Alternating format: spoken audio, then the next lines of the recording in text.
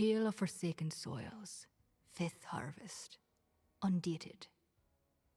I made the ship stop in a pale glade where a statue of myself stood. It was of me as a little girl, sowing seeds into my mother's fingers. Sculpted bits of my cousins, siblings, aunts and uncles stuck through the soil too. I stood for a minute, a year, 10 dozen seasons of fog. I came all this way, I finally said, to share my harvest with you. I shot a hole in my statue. It bled over the garden. If I had tasted of them, it was only fair for them to taste of me. My life was theirs too. The shadows following me bowed in respect. Weeds must be pulled with a cold heart. And so we pushed onward to the mound. We crept up on the demented hordes as they crashed upon the mound slope in horrible shrieks and waves. The entrance to the mound center was barred by a Goliath gate of beetle wings. We wouldn't be able to pass through the elytra shells sunk into the rock.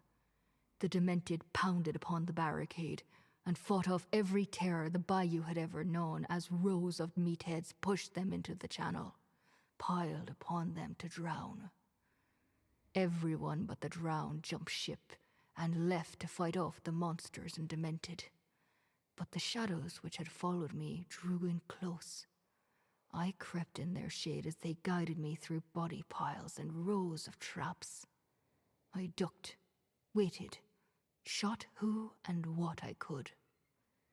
The shadows pointed to a gathering of immolators at the gate. 1 bullet was all I needed. They erupted in a chain inferno and set the gate aflame, revealing it to be alive. Pus and insect blood hissed from cracks in the wings, and the Delphine's ghost churned ahead and rammed the injured gate. The entry tore open, and a tremor shook the mound. Hosts of shadows escaped from within the gate, free to roam whatever land they chose. But my shadow stayed with me, for there was still a season of harvest my family wished to guide me through.